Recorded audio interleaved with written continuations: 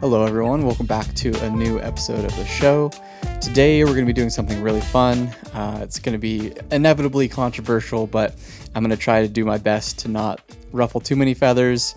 In all honesty, this is going to be just a little bit of fun. I didn't take these predictions too seriously because while I do like to really dive in and analyze things deeply on a Spurs perspective, I just don't have enough time to do that for all 20 teams. So these are going to be a little bit more broad analysis. These are going to be kind of first looks at what's happened for the first 3 weeks, and then obviously what's going on in the transfer window across the summer, etc. I have watched every single one of these teams at least once, though. I have been watching a ton of soccer, so it's not like I'm going in these completely blind. But unfortunately, you won't be getting the level of analysis as you typically get on this channel because, like I said, there's just too many teams to do that in too little time. So, but we're gonna have some fun. So. Inevitably, one of these teams is going to be your team, and you're probably not going to be very happy about this, or potentially you will. I tried to be fair on this channel, so enough dilly-dallying. I'm just going to jump right into it. So let's start at the very top.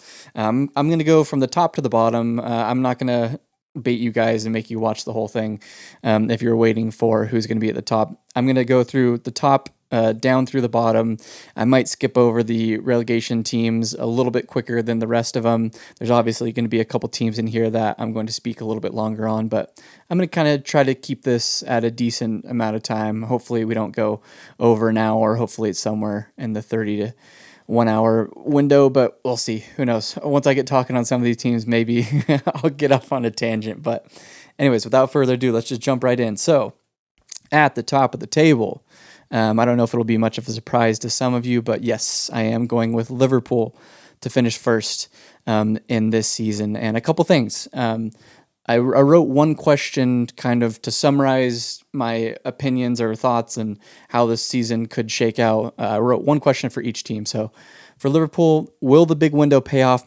More specifically, will the attacking firepower be bet in and be able to make up for the defensive shortcomings? And now, what I mean by that, I want to be clear about something, because if we look, I have it here, so let's just go back and I can talk about that statistic. Finished last season second in defensive XG at 38 and first by far with 82 XG attacking. So by no means am I saying just defensive shortcomings as in like they're poor defensively. What I mean is more specifically about that is they're switching out a lot of the defense from last season in some real key areas. So obviously you have the replacement of Milos Kerkez for Andy Robertson for probably most of the games. You have obviously Trent Alexander-Arnold leaving and going to Real Madrid. So in comes Jeremy Frimpong. And then you have the back line is basically set with your triangle there with Alisson still in goal, obviously Konate and Van Dijk, obviously. But they are short a center back or two, I believe. The loss of Jarell Kwanzaa, who went to Bayer Leverkusen, I think will pay a price at some point in the season. They did bring in a center back, but he's a young Italian center back from Parma who doesn't have a ton of experience at the top level. They were obviously going for Gahey, and that didn't actually pan out. So what I mean by defensive shortcomings, and you've seen this a little bit in the Crystal Palace Charity Shield game and the first game against Bournemouth, is they just look a little unsettled. And I still think that they're not going to give up a ton of goals this season, but I think the kind of solidity at the back that you would have expected in years past. And some people might make arguments that that's not always the case because there's obviously been plenty of arguments made about Trent Alexander-Arnold's defense over the years. But I'm laboring on this a little bit. I'm not trying to over-explain this too much, and I think I am, unfortunately. But what I mean by that is I think that it's going to take a little while for them to kind of gel and to find the formula between these players, because Kerkez and Frimpong are two drastically different players than Robertson and Alexander-Arnold. And obviously you have the situation with the center backs where you really only have two nailed on starters and then not a ton of depth behind. So if we go back over here, some other things that I have, obviously the second part of that was, will the attacking firepower that they brought in, be able to bed in quick enough to overcome that. And so far, we've seen that through the first 3 games. Not looking fantastic by any means, but through 3 games, 9 points, a +4 goal difference. If we look at the actual fixtures, right, you have the first game of the season, Bournemouth, then you have the win against Newcastle, and then you have the win against Arsenal, which was a kind of a tough game to grade because neither team looked like they were really wanting to push the game too much. But these 2 games especially, I mean, if we just look at the timestamps on these goals, 57th minute, 88th minute, 90 plus 10, like this was a battle throughout all of the game. And it's not that Liverpool looked bad, but I think they are prone at this point in their growth and their development, prone to making a defensive error every once in a while. We obviously saw that through the Bournemouth game too, with those 2 transitions. Primarily that second goal from Semenyo was just a fantastic transition, and it's something that Jamie Carragher actually brought up to Arne Slot on Monday Night Football or one of those shows, and asked him about that. Like, do you want to be stretched this much? So that's just something to keep an eye on, I think, with Liverpool. But to put a stamp on the real question, Ekitike looks fantastic. Adding Isak should only help. But how will they set up? I think that's a big question that a lot of people are asking. How are they going to set up with those attackers? Obviously, through the first 3 games, you primarily had Ekitike playing through the middle, Salah on the right, and Gakpo on the left, and that's been working pretty well. All 3 of those players, I think, are playing in their most natural position. So when you throw Isak in the mix, what are we looking at here? Because I think Isak is probably best playing through the middle as well. But he's also a 20-plus goal a game scorer and in your record transfer fee. So it's like you're going to be working him in somehow, and I hope that means that Ekitike still gets a lot of minutes because I think he's been fantastic. His ball striking, his combination play, he's actually brought a ton to the team so far. Will Kirkus bring you enough cover at left back defensively? I've heard some people already say, some Liverpool fans, that Andy Robertson will probably get a good amount of games this season still. And it's maybe going to take a little bit of time to Kirkus to kind of find his footing in the defensive side of the game for Liverpool. Konate looks a little shaky. Yeah, those are the first 2 games of the season. He looked a little bit better against Arsenal, but again, the Arsenal game, neither team was really going for it. And then my last kind of thought, I think Wirtz is going to take some time to find his place in the team, but I think he will be outstanding in certain matches. And what I mean by that is that I think Wirtz is going to put on a show a lot of games. He's going to create a moment of magic in a lot of games. And then some games, like the first couple that you've seen, has some good moments, but kind of still looks disconnected from the rest of the team at times and is still kind of just trying to find his way. Obviously, he has the quality. You can see that at times. And so I think he's going to show that quality at times. But it's going to be maybe a little bit tough for him to kind of find that level that he really should be reaching on a week-to-week basis. So that's kind of my overall thoughts on Liverpool. I think they're going to win. I think that they have so much added to last season, and there will be some changes for sure compared to how last season went. But I think they just have too much, man. I think they had one of the best transfer windows ever. I mean, let's just take a look at that real quick before we move on. Isak for 144 mil, 95 for Hugo Ekitike, Florian Wirtz for 125. For some reason, they're not showing the fees here for Kirkez and Frimpong, but obviously bringing those 2 in as well. So actually, if we won't here, do I still have it up? I don't want to spend too much time. But if I still have it up, yeah, so I mean, if we just look at this, right? 500 mil spent. And I know that they brought in 219, so I'm not trying to say that, I'm not talking anything PSR related. I'm just saying just the sheer magnitude of that transfer window, maybe one of the greatest we've ever seen. So that's something to keep in mind. I think that they're going to be just fully stocked for the season. And while they still have some depth issues in certain areas, I think midfield's absolutely stacked, the attack's absolutely stacked. You still have Allison as your keeper, and then you have Mamardashvili, who is their backup, who's very solid as well. So, I mean, they're going to be fantastic. I think it's going to take a lot to knock them off, and I don't think anyone will. So let's move on to the next team, and I wanted to give a lot of time to Liverpool because they're the reigning champions. They're the team I think is going to finish first. So we're going to move on to the rest of these teams a little bit quicker. Chelsea in second place. Now, why would you say Chelsea over Arsenal, over City, over some of the other teams that could be pushing towards the top? I think Chelsea has the best unit.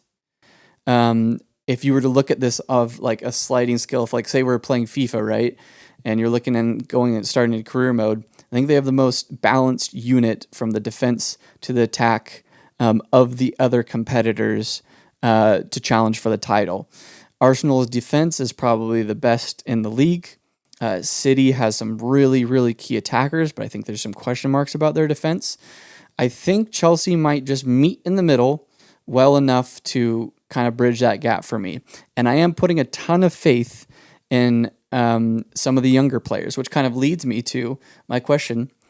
Are they ready to take the next step? Will it be an Arsenal-style letdown if they face some hardship toward the end of the season? Who will step up and lead the team through those bumps?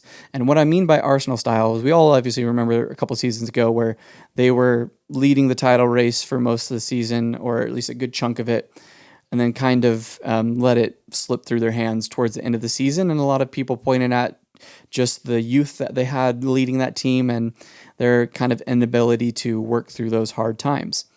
And Chelsea, if you look at their youth, if we just look at their squad right now, and right now, conveniently, they're second place as well, so that's holding up pretty well for my predictions, right? So some of their youth, right? Sanchez, 27, Reece James, still only 25, feels like he's been around forever. Gusto, another starter, only 22. Tosin, 27, one of their more senior players.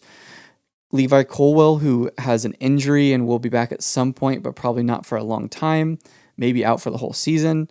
But he's 22. Trevor Chalobah, 26. Wesley Fofana, 24. Cucurella still only 27. Joel Hato, 19, could play a big part in it. Enzo, 24. Moises Caicedo, 23. Cole Palmer, 23. Garnacho, only 21, a new signing we'll talk about in a second. Estevao, only 18, played pretty well so far. Looks like he could actually contribute a good amount of minutes. João Pedro, only 23. I mean, they're super young, and they're relying on a lot of their young players to really chip in and contribute. So if we look at some of the other things here, a couple of the signings that I absolutely love. João Pedro, we're going to talk about him a little bit more in a second. Garnacho, Joel Hato, Jamie Bino Gittins, Liam Delap, unfortunate in his injury, but I'm sure he'll be back at some point. And João Pedro looks like an absolute superstar in the making. And João Pedro is somebody I'm going to probably do a kind of a deep dive analysis video on at some point here soon, because he's so fascinating to me. He plays in so many different attacking positions. He doesn't take up a ton of the half spaces. He still kind of likes to be a central player, but he can play a little bit deeper. He can drop, he can grab the ball and play almost as like a number 10. He's actually played really well at striker so far when Liam Delap hasn't been in the lineup. He just offers you so much. And through the season already, if we go to their stats, already giving you 2 goals, 2 assists. It looks by far, with Cole Palmer's absence at the moment, by far their most effective attacking player, their most lethal, the one that wants to take the game on and do something. Like, he has that star quality about him. So I think he's going to do big things this season. Pedro and Delap, I think, can easily replace the 10 goals that Nico Jackson put in last season, who's, essentially who was their starting striker for a good majority of the season. In addition to, if we go to this page here, you can see their goal split from last season. Cole Palmer, Nico Jackson, and Noni Madueke. I don't know why that was so difficult for a second. So you're losing 17 goals between those two, with Nicholas Jackson starting 28 matches last season. He's off to Bayern. Madueke off to Arsenal, obviously. So I think that those two can obviously, or pretty easily, I should say, replace those goal outputs for the side. And then 3rd in XG last season and 6th in defensive XG. I think the Levi Colwill loss will be a big one. And so I'm curious who's going to step up and fill those shoes. Obviously, they still have Wesley Fofana, who they paid 80-something million to, and I believe is one of their top earners. Like, he has the potential to be one of the best center backs in the league. He's obviously dealt with a ton of injuries and has barely played over the last couple of seasons, but maybe now that he's seemingly healthy, he'll step up and be able to take that next step. And and then Tosin and Chalobah, the partnership so far. And then obviously we have Cole Palmer, who, what are they giving him on the timeline right now? I'm actually not sure. What are they looking at? Mid-September. So he might be back right after the international break. So it's not too bad of an injury. So that'll be good for them. I think just overall, Chelsea has some really exciting pieces. They are playing so well under Enzo Maresca. And so I just have a lot of faith in them. Now, the question is, like I alluded to in the one big question for them, will they be able to put it together when it matters, especially competing in the Champions League this season? Are they going to be deep enough? Are they going to be composed enough? Do they have enough leadership? Those are the questions, but I have a lot of faith in the components to that team and their coach as well. So, moving on, Arsenal in third. This was obviously a close one between Chelsea and Arsenal for me. I had City in somewhat consideration, but the start to the season has left me a little bit worried. So if we look ahead, they'll be in fourth place. But Arsenal, let's switch back over to this view and see what's our one big question for Arsenal. Will Arteta take the handbrake off at any point in the season? Because if not, they have no chance to win the title, in my opinion. Their defense is probably the best in the league, and they have the attacking talent. But Arteta seems adverse to letting them play freely, which I would argue is what made them so great a few seasons ago, when they really had their title challenge a couple seasons ago. Something I pulled here at some point, where was it? Maybe I didn't actually write it down. But if we look at their stats from 2 seasons ago, so last season, right, goals for 69 and 69 scored and 34 goals allowed. Very, very respectable numbers. But if we go back a couple seasons before that, was it this season? Yeah, this season, 91 goals scored and only 29 goals allowed. So I would make the argument based on that, and obviously just the eye test watching them play, that last season was a regression because Arteta was just a little bit too solid and wasn't willing to kind of take too many risks. I think he has shown that to start the season as well. Obviously, if we look at Arsenal on the table here, they played 3 games, won 2 of them. But if you take away the 5 goals that they scored against Leeds in that one game, they've only got one other goal this season. So kind of just to put a bow on the whole ethos of what I think Arteta is trying to accomplish here, I think he just pushed a little bit too far in one direction of being defensively solid, and I don't know if it's a confidence thing for the team. I don't know if it's instruction from the manager, but I think there's work that needs to be done about getting them to feel like they can push and attack a little bit more freely. And one key element of that I've written down here is their creativity. They really kind of lacked creativity at times last season, and we've seen that a little bit so far this season as well. And for that, I think Eze could be the player to unlock them.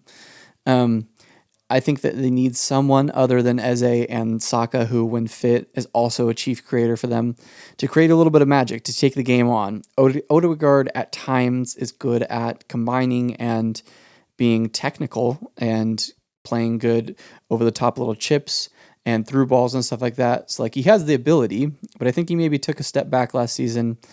Not sure if it's just because they became too structured and he felt that didn't suit his game as much. I'm not sure, but I think that he needs to be a bigger impact on the team if they're going to push on for the title. Last thing with them, I think Gyökeres is one of the best strikers in the world, obviously, but I don't think he's the right striker for them. He doesn't do enough on his own, and he won't get enough service to reach the number of goals that they need. They should have bought a technical, good with the ball striker, not one that needs to play in transition or be fed constantly to be an impact. And I think with that, I think it's a tricky thing to say about a striker who just scored, I don't know what it was, I think the number is something crazy, like 97 goals in 102 games at Sporting or something like that. And I don't think it comes down to him being like a bad footballer by any means or anything like that. But I think when they are struggling to create, he's not somebody that can join the attack and help create, if that makes sense. I think that he needs others to create for him a little bit too much. And I'm just not sure that Arsenal is going to be able to do enough of that to make him get the amount of goals that you would need to like push on to the next level, especially without Kai Havertz, who looks to be out for maybe the whole season. So while I think they've added some really good pieces, I don't think they've added enough or added the right pieces in some areas like striker to make that final push, because the last thing for them left is to win the title, whether that's the Champions League or the Premier League title, which we're talking about in this context. So, and I'm trying to be fair. I'm trying not to be biased because of my Spurs loyalty. I think from an objective perspective, I think that they're just going to fall a little bit short. So, moving on, in fourth spot, we have Manchester City. How will Pep line them up this season? What tactical wrinkle does he have in store, if any? I'm really interested to see how he will integrate Ryan Aït-Nouri, because Gvardiol started most matches last season and most of them at left back. Will he actually settle on a back line? Because that's something that Pep hasn't really liked to do over the years. So let's touch on that just for a moment. We have to come all the way down to 13th to pick on City, which is not a good start to the season. So if we go to their last match against Brighton, they got a few more of their traditional players back into the lineup, being Rodri, one of them. So he's been playing Ryan Aït-Nouri obviously at left back because it's not going to show here, but Gvardiol has been dealing with an injury to start the season, so he hasn't even played. So right now we haven't seen both of them in the same lineup or both of them be in contention for being picked. So not quite sure what he's going to do about that. But for right now, it seems like Aït-Nouri is his starting left back for sure. And I wish I would have pulled this up so I could show you guys. It's going to take too long. I did pull up a heat map just to see curiously like where Aït-Nouri was playing on the pitch, if he's playing him as more of a traditional left back or if he's playing him as more of a tucked in left back. And it seems like he's been playing him a little bit more traditional, a little bit more wide. And I think part of that is because he's been playing Marmoush here on the left a lot. And Marmoush is best when he comes inside and plays kind of in those half spaces, plays through the middle and combines with Holland and others around him. So if we do see Aït-Nouri throughout the season, and I don't want to belabor this point too much about just Aït-Nouri, but I think he's one of the key players they brought in this season and looks to be maybe their starting line left back. And it's kind of a departure from what they've done in years past with those two kind of inverted fullbacks. So I think they'll continue to push the width with him. Marmoush looks like he's going to be playing on the left a lot. Rangers. Let's talk about Rangers for a second, because if we go back to this, they have a ton of depth, which they've always kind of done. They've added Rangers, Cherki, Aït-Nouri, all incredible signings. I think that Rangers could be the most important player for them this season. But, that's a big but, he could be. Will he have too much burden on his shoulders at once to be essentially the De Bruyne replacement? And what I mean by the De Bruyne replacement, I think people have put De Bruyne in this position where they think that he's just an attacking player. But De Bruyne did so much for them, tracking back defensively, dropping, spreading. Like, he was their all-action midfielder. He did everything for them. And Rangers plays like that very similarly. And so while I think that they have other players who can create and play in the midfield and be goal contributors and create goal scoring chances and stuff like that, one of them being Bernardo Silva, who looks like he's going to be kind of permanently playing through central areas this season.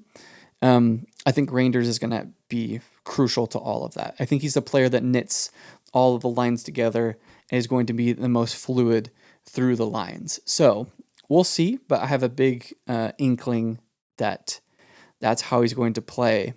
And I think his ceiling is super, super high.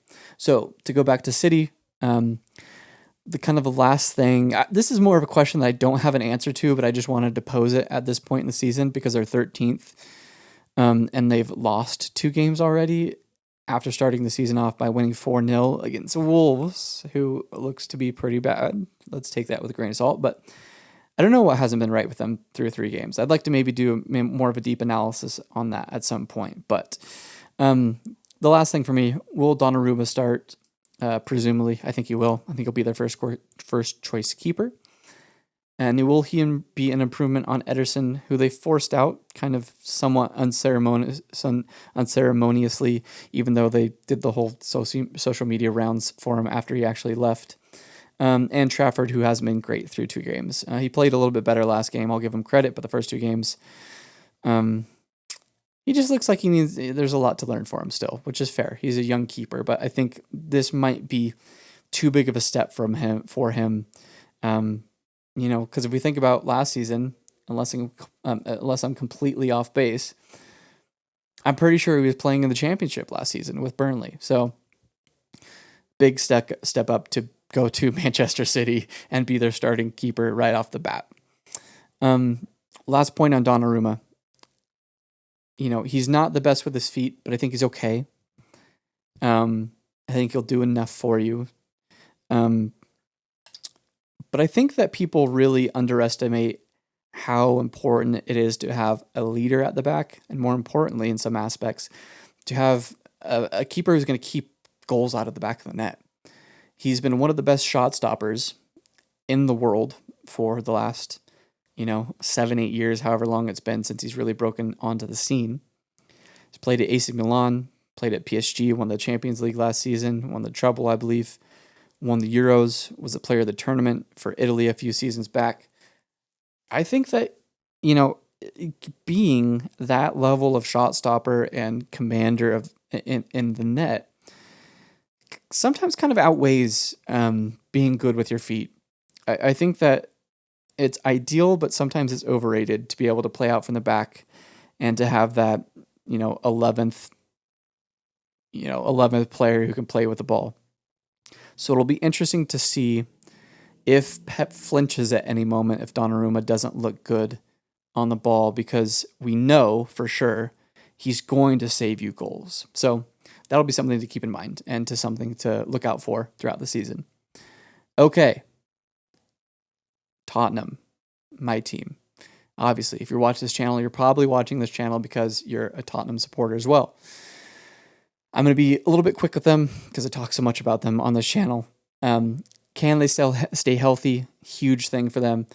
Arguably, the last 2 seasons would have been drastically better without the major injury outbreaks. I think that they would have finished way higher up the table the last 2 seasons without the incredible amount of injuries that we've had. And already some bad ones with Decky, Matters, Solanke. 3 potentially starting players out already to begin the season. I think Frank will set them up well enough defensively to be in the majority of games and really compete well. Our starting back line is Champions League quality, no doubt. I think one of the best units in the Premier League. But we have a little bit of a depth problem at the back, I think. I think not bringing in another center back or somebody that could play across the back line might end up being a mistake. We'll see.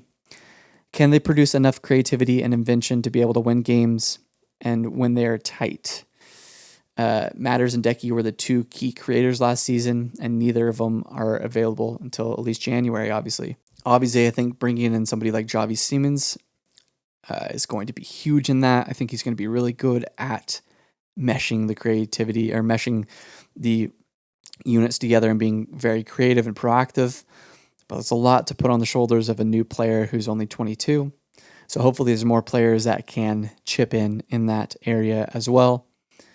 And then will the loss of Sonny prove to be too much without a true replacement through the door? I think between Xavi, Kolomwani, we've probably replaced Son's output, but they may not play together all the time. So who else will step up? And that's something I've already talked about on this channel is, obviously Odegaard and Tell on the left wing spot.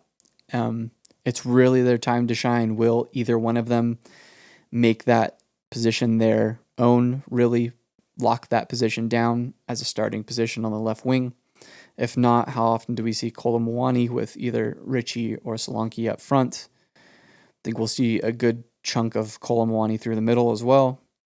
So, there's a lot of good things that were done in the offseason, and I've already talked about them enough, so I don't want to go too long. But, obviously bringing in Kudush, bringing in João Palhinha, bringing in Xavi Simons, maybe the best window we've ever had, at least in, my lifetime, maybe. But we're still left short in a couple areas, and I think that it could potentially let us down if we don't end up,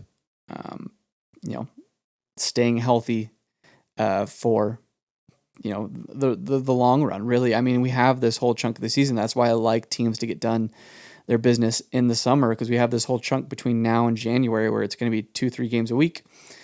And, we don't have the best injury record over the last couple seasons, so fingers crossed we'll see.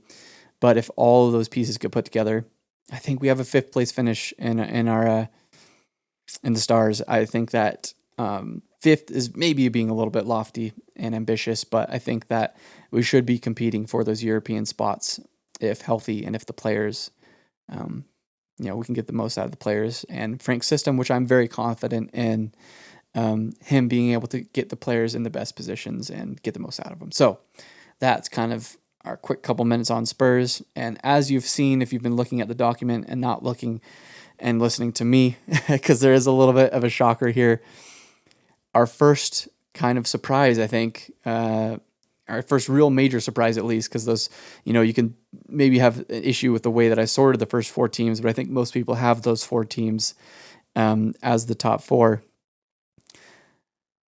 Everton in 6, maybe I'm crazy. Maybe I'm crazy. Let's just say that. Well, let's answer the question, or let's ask the question. Do they have enough goals in the team to finish in the top 6? Because they look so solid and organized, and they've added some good attackers and midfielders. I didn't write this, but in summation, I feel good about them, man. Their first couple games of the season, too, they look like a proper team. Some teams you just watch, and you're like, ooh, there's some good players on the pitch, but I don't really see what they're trying to do here. I think with Everton, you see a team that has a good manager, and David Moyes has a team that's playing structured, playing well. The players know what they're asked to do.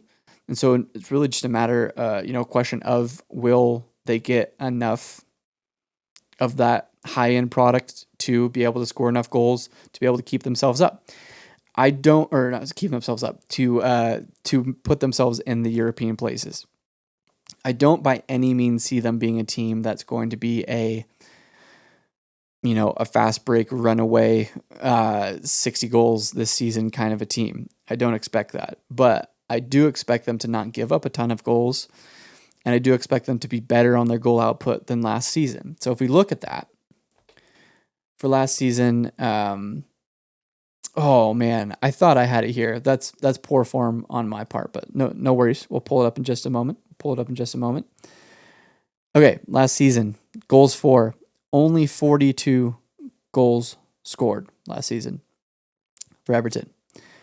44 goals given up, which if we sort it this way, was the 4th best in the Premier League. So they will not give up a ton of goals. I feel pretty confident in that.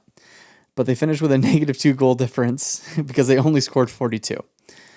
Now, the players that they've added on top of that, if we come back to the table, head over to Everton. We head over to, not their squad, let's go to their transfers. Tyler Dibbling is a good signing and maybe more of a signing for the future. I think he'll get a good amount of minutes this season, but I don't expect a ton of goal contributions from him, if I'm being honest.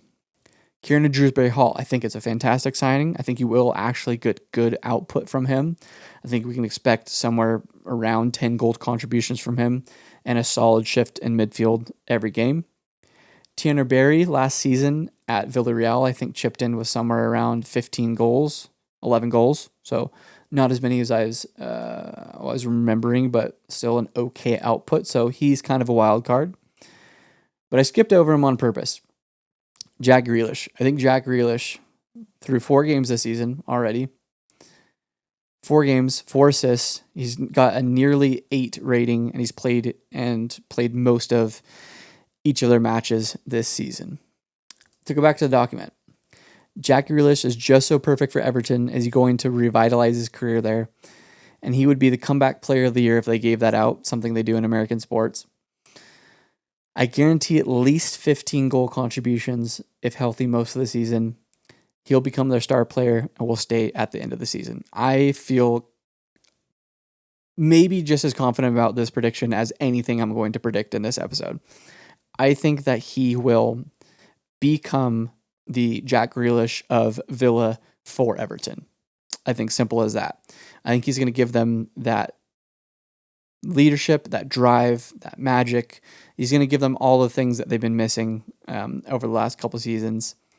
And I think that he will, he's not going to give you those extra 15, 20 goals that you're going to need to really push on. But I think his presence will provide those for others, right? So that's why I say at least 15 goal contributions. We're off to a good start so far with the 4 assists. And I think as he gets more integrated in the squad too, and the players around him, and maybe more importantly, Moyes starts to trust him more, I think we'll see him start being, involved in the set pieces, involved in maybe penalties, and I think you'll see him make this team his. Okay, moving off him. Do they have enough defensive depth when their preferred backline is out? I think Branthwaite, Tarkovsky, and Pickford are all good players, but there's a decent drop-off after that with already Branthwaite being injured. They're faring pretty well so far this season with that, so we'll continue to see how that goes. Also, an interesting wrinkle I didn't really want to dive in too much here, but they've been playing, I believe it's Jake O'Brien. They've been playing O'Brien at right back this season as kind of like a marauding right back. If I go, where am I heading? Got to go to the right page. Jake O'Brien, the 6'6" center back. Oh, we have it in metric. But the 6'6" center back playing as like kind of a marauding right back. I don't think he's necessarily played super well. I've watched 2 of their games so far this season, but boy, isn't that fun? Isn't that interesting? Between him and Dan Burn, who occasionally will play left back, right? The battle of the super tall fullbacks. Anyways, I digress. Finished 4th last season in goals allowed, and that's with Sean Dyche in charge for some of the season as well, nearly half the season, I believe. They won't give up too much, but we'll see how much goals they can bring to the table, and if this prediction could be wildly off. Hopefully it's not, but I think it has the legs to. Okay, this is the one. I'll be completely honest with you. This is the one that I wanted to take a little bit of a gamble on, and have a little bit of fun. And all of the things I'm saying here, I do believe in for the most part too. I'm not just completely making this up. But sometimes you just got to take a chance, right? Sometimes, especially with these predictions, we never get them all right anyway. So sometimes you have to take a chance. But I think that even if 6 is a little bit lofty for them, they finished in 12th or 13th, I believe, last season. Finished really well under David Moyes once he came in as the manager. And I think that realistically, they should be shooting for the Conference League spot at like a bare minimum. I think they have the ingredients to finish there. So that should be their aim. And I think they're going to be finishing somewhere around there this season. Even if it's not 6, I'm pretty confident they'll be finishing somewhere around there. Okay. In 7th, Nottingham Forest. Do they take the next step? They retain most of their key players from last season's 7th place finish. Only big loss is Anthony Olenga, who is a big loss, notably. But they've added some really quality players: Douglas Luiz, Kali Muluendo, James McAtee, Omari Hutchinson, Danendoy. They'll have plenty of options there for sure. I'm going to move through these a little bit quicker now. Not sure Sells is the right keeper for them. However, he was 6th last season in post-shot XG at plus 3.1. So maybe I'm completely wrong about that. It's just when I've watched him, he hasn't been my favorite keeper to watch, and he looks sometimes a little bit shaky and unconfident at the back. Maybe I'm completely wrong about that. Solid defensively, 7th in goals allowed at 46 last season, but only scored 58, which actually, that's a good plus 12 goal difference. You'd want a few more of them if they're going to take the next step and challenge for Champions League. I think that's fair. They can't repeat the fall off from last season that saw them drop from 3rd with just 7 games to go. So I think that's the biggest thing to touch on with them is that last season, them and Bournemouth for the first half of the season were two of the big fun stories because they're both in those like top 7 places. Bournemouth started to fall off a little bit earlier when they had some really nasty injuries. But Nottingham Forest stayed pretty healthy for most of the season.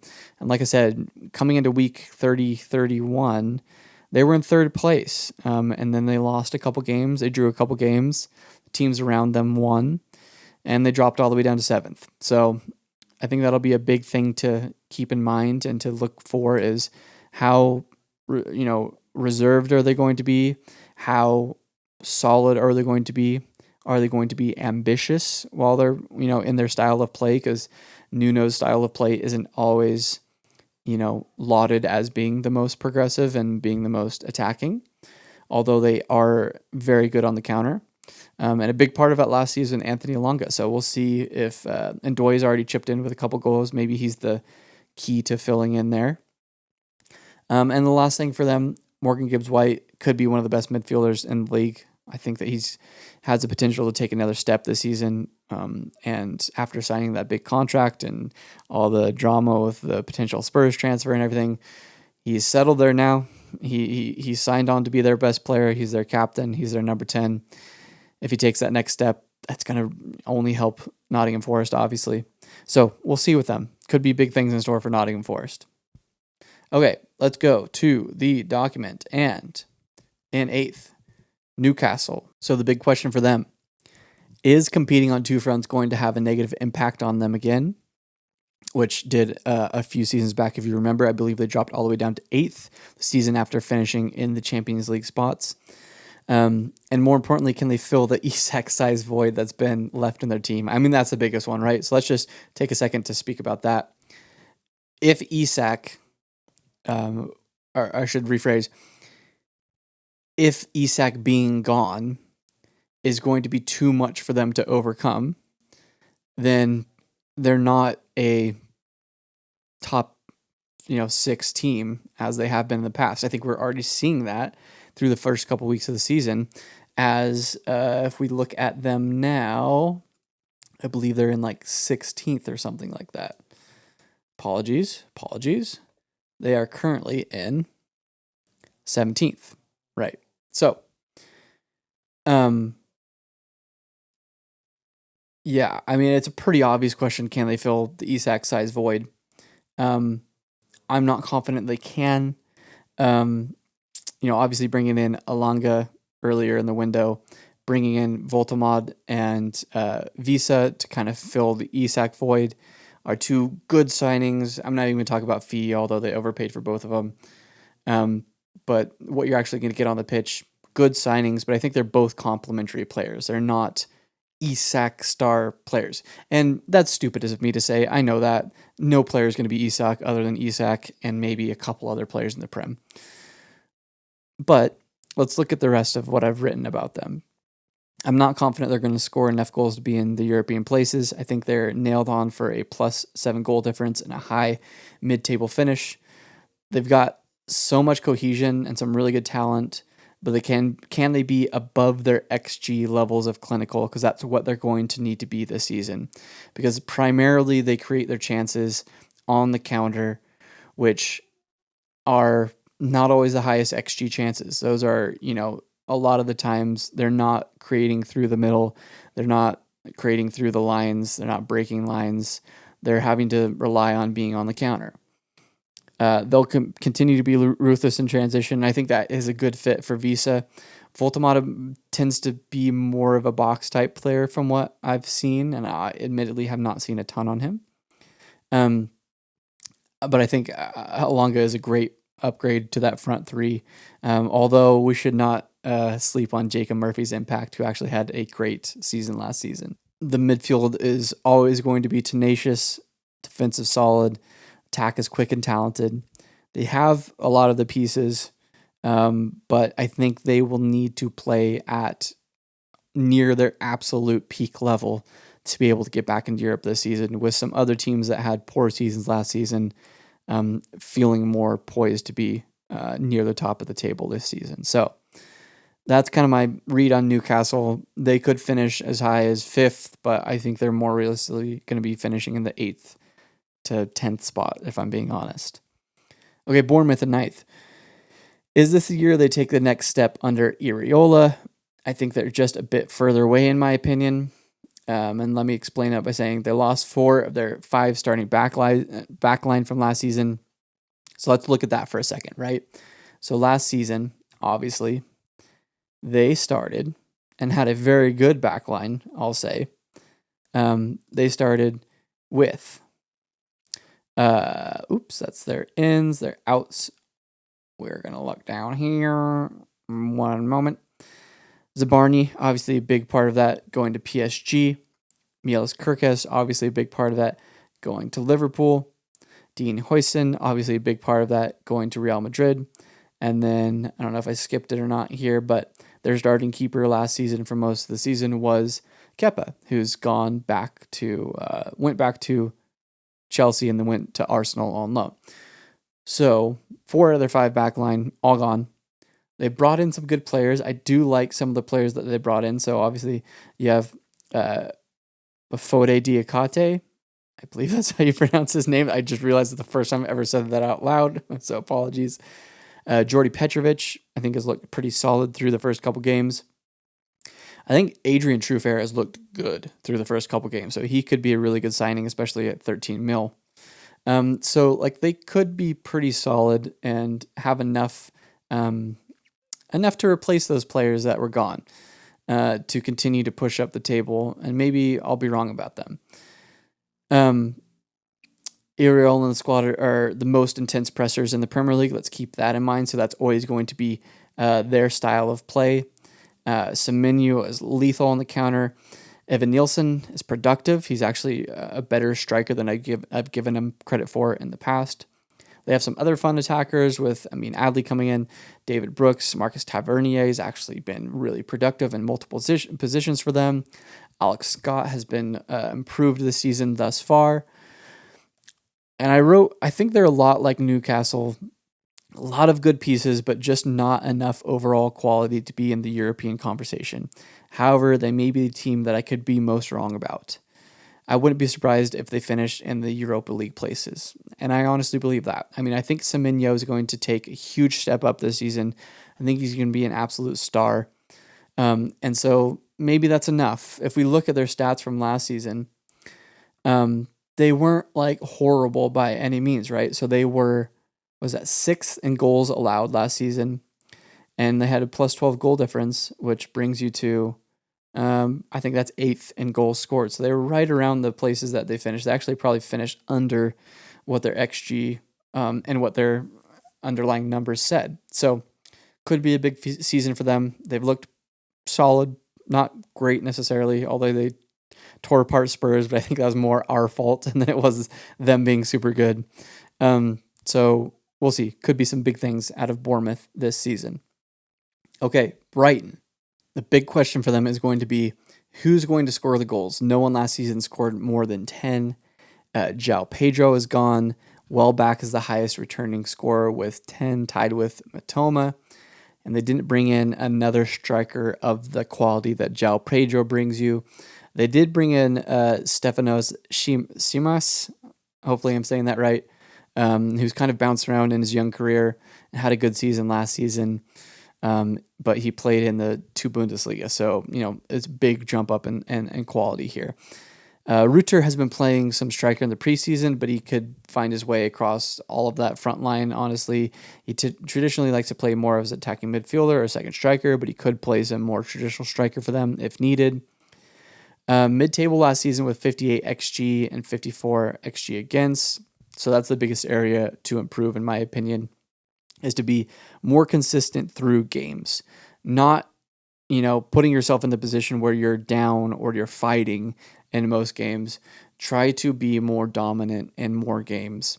And if you naturally give up less goals, 58 isn't a ton, but that's, if you're really solid at the back, that's enough to get you up the table. Realistically, to finish any higher than this and finish in the European conversation, they're going to have to be closer to 60, 65 goals and probably only giving up somewhere between 40 and 50. and that's going to be a big step up for them this season. But we'll see if that's too much for them. I have confidence in Hertzla that he can do that. I think he's a good coach. He's a really young coach, so maybe last season was a big learning experience for him, and he's figured some things out. They did beat Man City already this season, the last game week before international break. So positive signs for them already. We'll see if they can break through that 10th spot and get any higher. So 11th, as we're moving through these quickly. Aston Villa in 11th. They are the team that I am lowest on from that group of, let's say, 8 or 9 teams that you think could finish near the European places. If we go back to the table here, Aston Villa in 19th place, earned 1 point this season so far.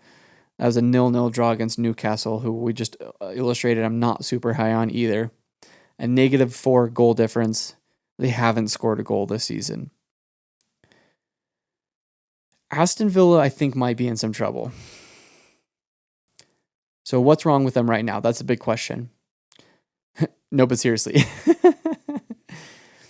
I think they might need to evolve under Emery if they want to stay near the top of the table. The PSR restrictions might cause them to take a huge step back because of what's been described as mostly a super high wage bill compared to their incomings, which has got them in some financial heat through PSR. They weren't able to really do any business this season, and they weren't able to push on from last season. And they've continued to lose players and not really be able to replace them. So if we look at this, players out. Not a ton as far as players out goes. You lose Leon Bailey, you lose Jacob Ramsey, both contributors at points last season, but not your top 4 or 5 players on the squad. Although I know they're really sad to lose Jacob Ramsey and probably didn't want to lose Jacob Ramsey. Players in. Harvey Elliott could be a difference maker, and a lot of people feel very high about him with him being in a team where he's going to start a lot of games and he might be the most creative player for Aston Villa. So we could see a huge step up from Harvey Elliott this season. So I'm a little tentative to necessarily write him off in any way and say that he won't be impactful, because I think he will be. But then you look through the rest of this list. Jadon Sancho. Huge gamble at this point. Who knows what you're going to get out of Jadon Sancho, but in English football, hasn't looked good. Victor Lindelof, not much to be written there. Evan Guessond, good season last season in France from Nice. But who knows? Again, another gamble. You're bringing in a player who had decent production last season in a much lower league. So gamble, obviously. And so you're kind of left with a situation where if we looked at their fixtures, a 1-0 loss to Brentford, a 3-0 loss to Crystal Palace, and a 0-0 loss or 0-0 draw to Aston Villa or to Newcastle, first week of the season. Here's the biggest note that I wrote about them as far as the actual style of play goes and everything. The season they finished 4th in 23-24. They scored 76 goals and had a plus 15 goal difference. Last season, they only scored 58 and gave up 51. 51 goals allowed was 10th in the Premier League, so not bad. And that's obviously an improvement if you do the math on the season before. They became more defensively solid, sure. But they also scored 25 less goals last season. They brought in Harvey Elliott, Evan Guessond, Jadon Sancho to solve that problem. We already kind of talked about, I'm not super confident that will. And here's the biggest thing for me, and this is where I think Emery might need to evolve somewhat.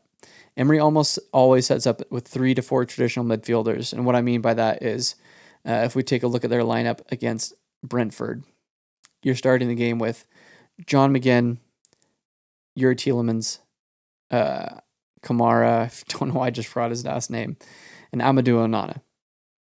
And you could even kind of say Morgan Rogers is a midfielder as well. He's kind of a wing midfielder hybrid. So that's like the attacking thrust you're getting from that is just so negligible. You're relying on the system so much to create your goals. And I think that's going to be a problem for them. Last game, if we look at this, right? So that's the game prior to this last match. This last match, they actually went out and had a little bit more attacking lineup with four, solid attackers across that front line, but they got battered 3-0. And I didn't watch the game, so, maybe I'm completely wrong about this, but if you lose 3-0, I think you were probably bad. So with Aston Villa, it's kind of just, I think they just need to change. I think similarly in some ways to a team we're going to talk about in a couple minutes, they just need to make some changes. It's not like they're bad. They have some really good pieces, but I think they just need to adapt. And that will largely tell us whether they're going to stay in this position or if they're going to be finishing higher up the table. Okay, in 12th, Fulham. My question is, simply put, what is Fulham at this point in their progression, right? Marco Silva has done a fantastic job in his 3 seasons since coming back to the Premier League. 10th in his first season in the Premier League. Fantastic. That's like super reliable. That's what you want out of him. You want him to make your team, or I should say, you want any team coming up from the championship to feel solid and there's a word I'm looking for that I can't think of right now, but like secure, and a 10th place finish in your first season is great. 13th and 11th, Fulham has finally found a stable Premier League club, but what's next? I think if you're asking, if you're a Fulham fan, I think you're probably asking that fairly, and I think Marco Silva is a great coach, and so I think you have a lot of faith in him to take you to the next level, but what does that look like and how are you going to get there? They're basically the same team as last season with the additions of Kevin, who I've never seen play, and Samuel Chukwueze, who has some hype, and I haven't seen him play a ton, but he was a key signing for Milan a couple of seasons back and hasn't contributed much. Both of them in forward areas, more specifically on the wings.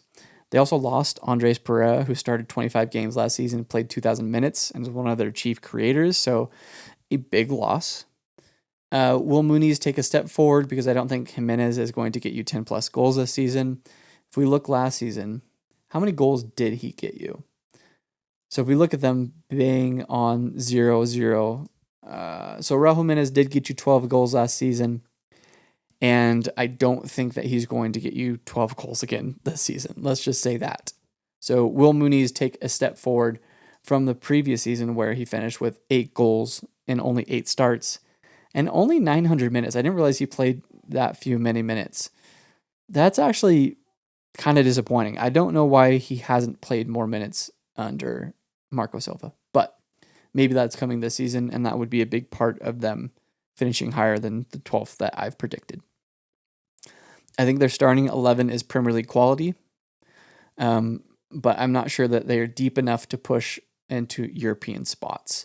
Finished last season with a bang on 0 goal difference, 54 allowed, 54 goals scored, and I think that's perfectly Fulham at the moment. They're good. They're going to stay in the Premier League. I have no worries about them going down, but I don't have much faith in them going higher up the table either. So hopefully Marco Silva can prove me wrong if you're a Fulham fan. Okay, Manchester United in 13th. If you're a United fan, you've probably been wondering where they are. And United is another team that I'm not super high on.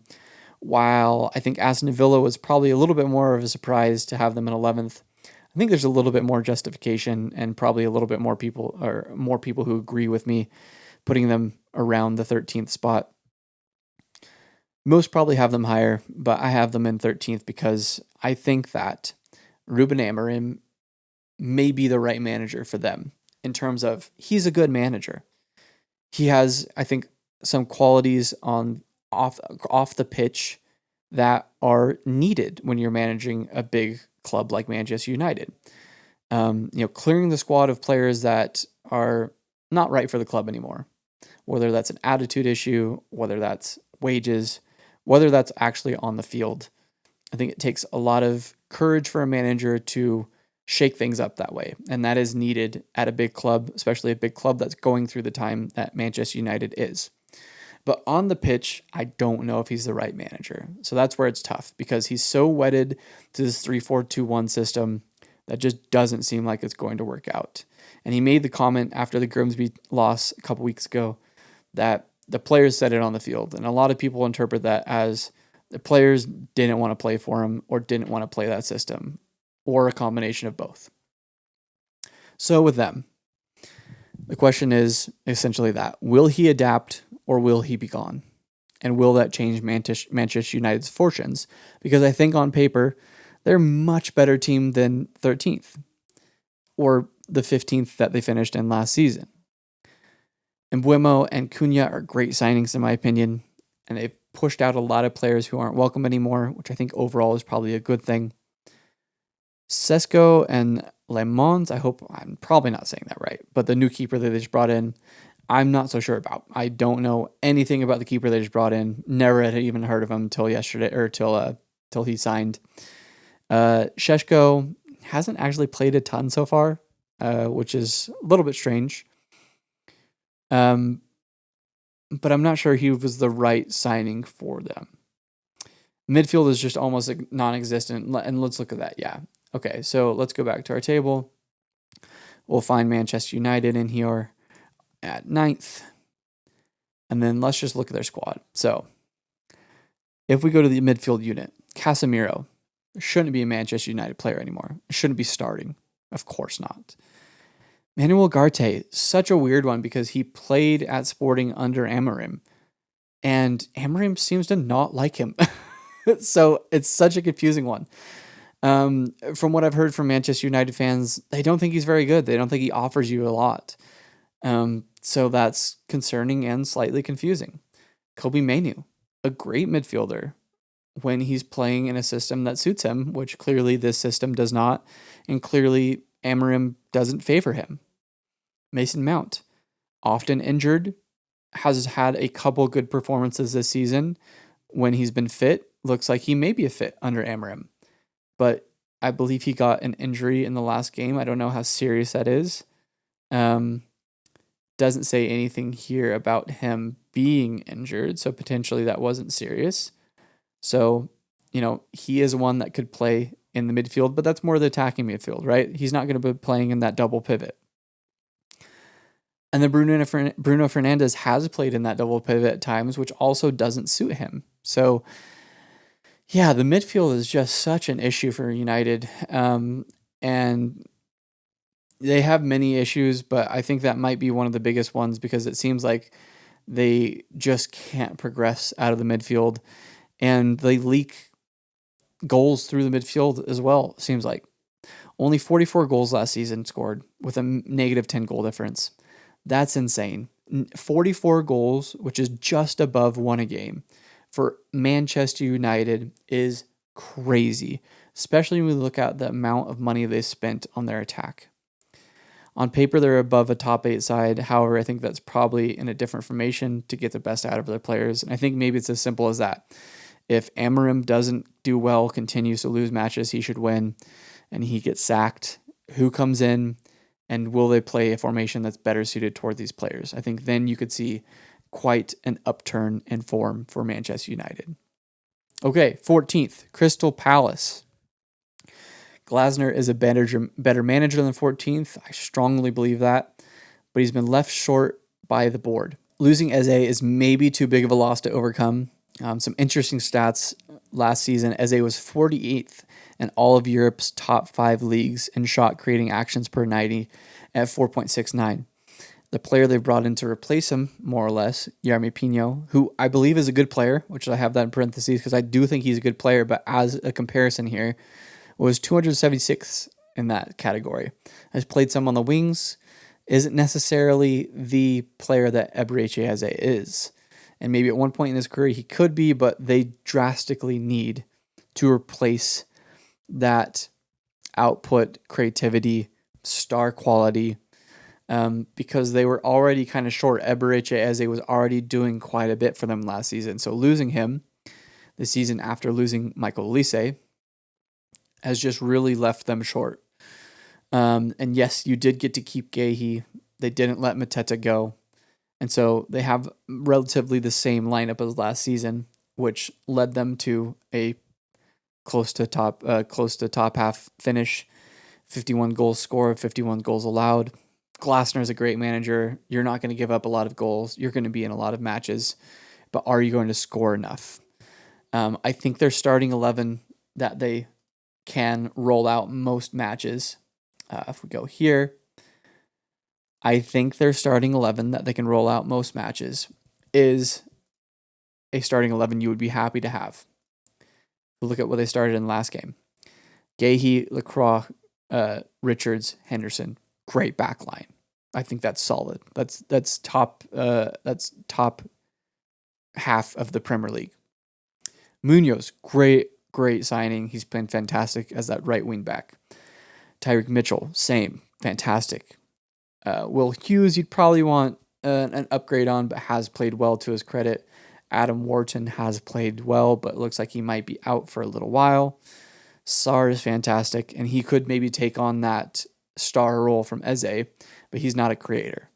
And then Mateta, obviously, you know what you're going to get out of him. Since Glasner took over, he's been one of the top 5 to 10 strikers in the Premier League. And then Daichi Kamada, you'll get a good game here and there from him, but I overall wouldn't be super confident in him being your chief creator game after game.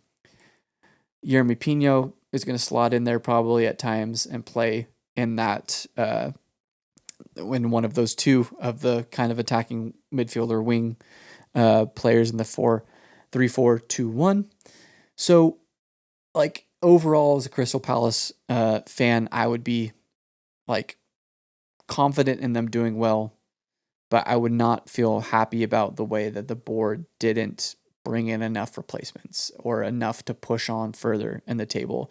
And with Glasner being on the last year of his contract, unfortunately, this might be the last year that you're seeing Glasner as the head coach of Crystal Palace.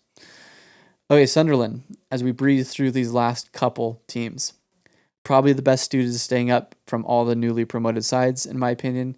Can they put it all together and stay up safely is my big question. Made some really interesting signings for a newly promoted squad. Some like really impactful and kind of shrewd business. Getting Granit Xhaka in, fantastic business. Getting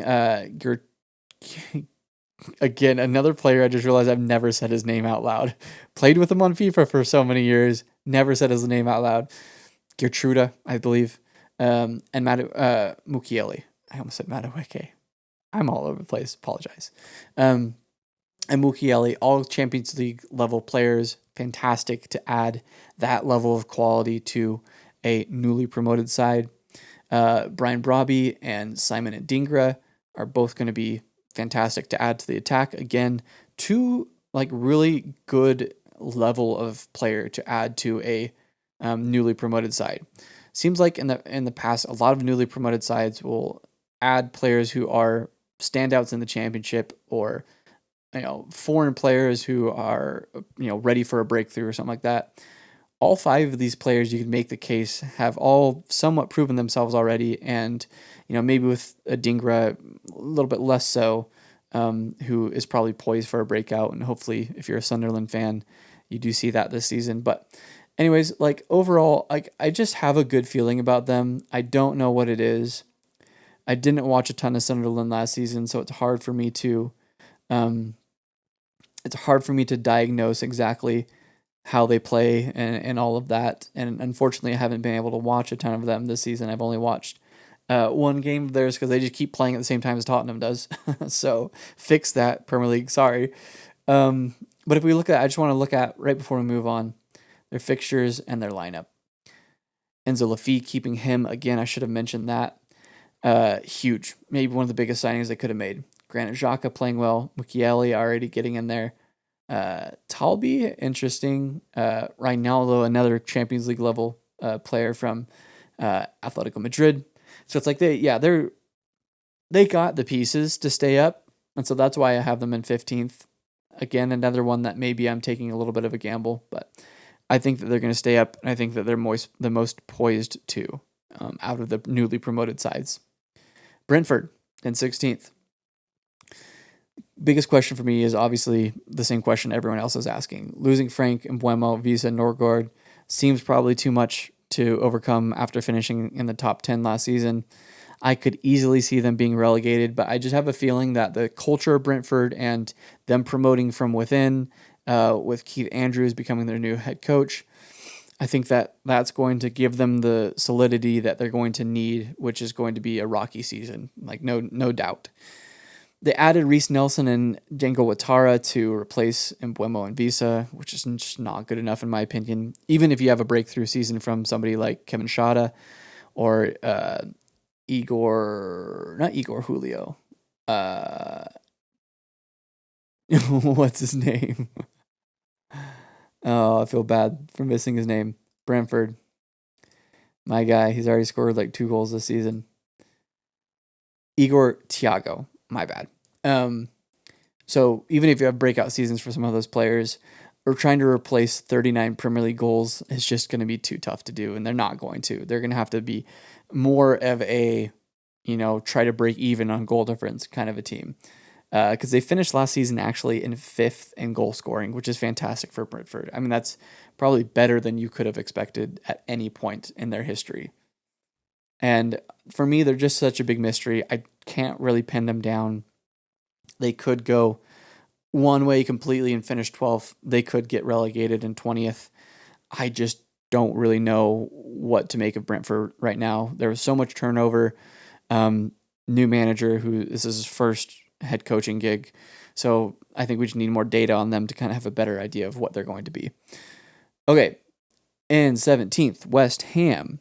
Last season, they finished 14th with a negative 16 goal difference, which is not good.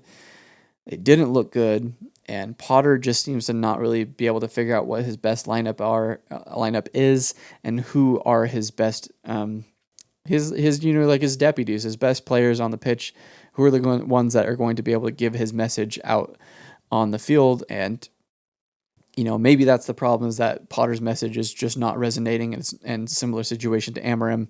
It'd be better if they moved on. I don't know if I'm to that point yet, but for me, I think it's more likely that they go down than they finish in 10th, which I think is obviously concerning for them. They lost Mohamed Kudus, Edson Alvarez, Emerson, and Mikel Antonio, which is an average of 26 matches played between them, all 4 of them starters. So they've lost a ton of experience and haven't necessarily added any experience back. So they added a few different players. I like Mateus Fernandez. Again, I'm not talking about fees here, but they probably overpaid for him, but good player to slot into that midfield. But overall, I just don't think they have the firepower, even with Nicholas Fulkrug coming back and maybe being healthy this season. Jared Bowen, obviously a good player, but I think he's getting to the point in the matches I've seen them play recently where it's like somebody's got to help him. Yeah, a lot of times he's doing so much with the ball, the only one that's breaking on transitions. So I think they just need more help, and they didn't address that in summer. So we'll see come January. Maybe they make some good signings, but it might be too late by the time January comes around. Biggest question with Leeds and Burnley, what's going to push them over the line? I think Leeds made some good signings. I think that Burnley made a couple good signings, but I think probably Leeds made more. But both of them so far this season look like teams that probably are still closer to championship quality than they are Premier League quality. So what is it that's going to push them over the line? With Leeds, you'd say probably Daniel Faka, you probably have some confidence in, and they have some good pieces around them. They made some good signings. If we just look at it real quickly, made some good signings, or some, at least let's say, experience signings, you could say for sure, with Dominic Calvert-Lewin, Noah Okafor, James Justin, Lucas Perry coming in and being their starting goalkeeper now, Sean Longstaff, Anton Stock, Gabriel Gudmundsson, like all good players. So, and then you have signings down here that, I don't feel as confident about, to be honest. So good signings. But is that going to be enough? What's going to push them over the line? Same thing with Burnley. If we look at their signings here, Florentino Luis on loan, one of, the FIFA football manager, wonder kids for years.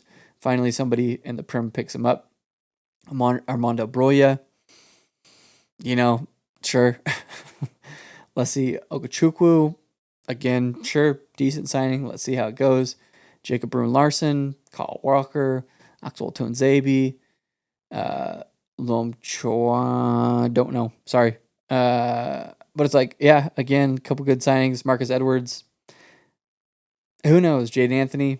Like, they have Premier League quality players, but I don't know. Like, I honestly, between the three of these teams, there's not a ton. What I will say about these three teams, and then Wolves being the last one, I guess we'll just loop them in here right now. Finished last season at 16th, barely avoided relegation.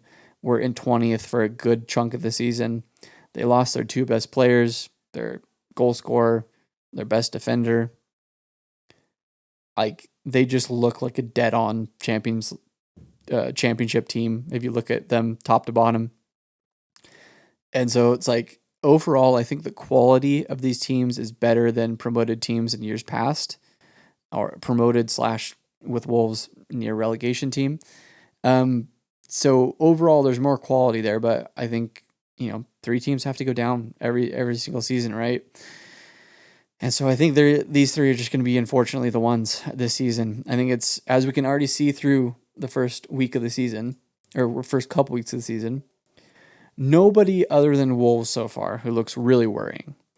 Nobody looks to be just horrible. I mean, we have 2 points all the way from 18th to 2 points at least all the way from 18th to the top of the table. So it's like you have teams picking up points, playing okay. So who knows? I think eventually you'll see, as I just wrap this up here, you'll see three teams that probably don't deserve to go down going down this season. I think this season won't be one where you have one team that's just nailed on 10 weeks of the season. We're like, okay, they're dreadful. I think they're going to go down. They have no shot the rest of the season. If there is any team, unfortunately, I think that's Wolves. I just don't see it in them. It didn't bring in a lot of signings to replace those players. I think that obviously with the interest from teams like Newcastle, Jorgen Strand-Larsen's a good striker and will get you maybe the 14 he got you last season or somewhere around that. But other than that, like, they have a couple players you want to pick up, and then the rest of them are honestly like championship level quality. And I don't like talking about player quality all that much because I'm it is what it is. I'm just a guy. But I think there's a big disparity between them and some of the other clubs in the Premier League. So anyways, those are my Premier League predictions. What do you think? Am I wrong? I'm definitely wrong. What am I wrong about? Let me know everything down in the comments. If you like this, leave a like, all that kind of, and we'll see you in another video soon. I'm going to be doing some player analysis and some player profiles, some more deep dives, like independent videos of certain players.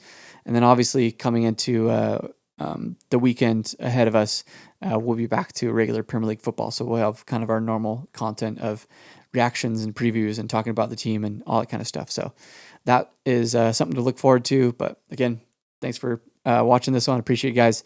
We'll catch you in the next one.